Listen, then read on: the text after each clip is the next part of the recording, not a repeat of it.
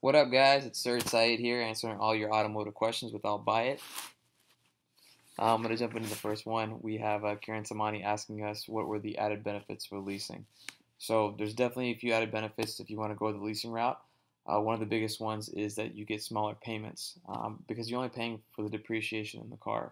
So let me explain. So if you were to buy a car the traditional way, say the car costs 20 grand, and what you do in financing is you take that 20 grand and you divide it amongst, say, 60 months is how many payments you want. So you divvy that 20 grand up and you add the interest. And that's kind of how, on a high level, how financing works. With leasing, you're only paying for the depreciation in the car. So take that same scenario with the car that costs 20 grand and say you put a 3-year lease on it. At the end of those 3 years, that car is going to be worth something along, say, like 12 grand. So you take that 12 grand, you subtract it from 20, which gives you 8 grand. And that 8 grand is what you're actually making the payments on. So it's definitely, and so that makes, hopefully that makes sense of why the payments are cheaper. Now you might be thinking, I could save all this money, I should lease for sure. Well, there's definitely some drawbacks as well. And one of those things is a mileage restriction. So say like, over the 3 years lease, they give you allotted 12,000 miles a year. So in those 3 years, you're only allowed to drive the car 36,000 miles.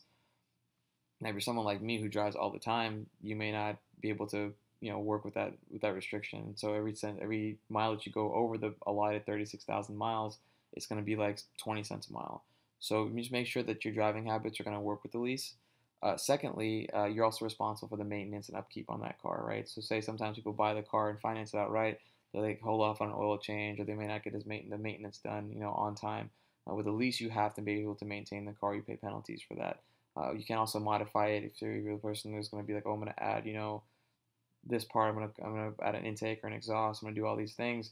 You have to be really careful with that because you have to make that car look the way it was when you got it. Whenever you're returning it, so just kind of be leery of that. Lastly, you don't own the car outright when you're leasing versus financing. So at the end of financing, say 5 years, 60 months, you actually get to own that car. That car belongs to you. Whereas at the end of the lease, the car still belongs to the person that financed it for you.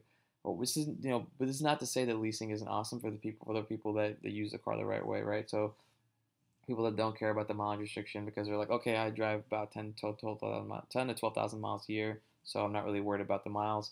If you're not really worried about the fact that you're going to modify your car or do anything crazy to it, that's cool as well. And then finally, again, if you're going to be the one that says, I always want to drive the newest car out, every 3 years or 2 years, however long your lease is, you can just come up with the next ride, the newest ride. And so that works out for those people as well. So there's definitely some benefits along the way.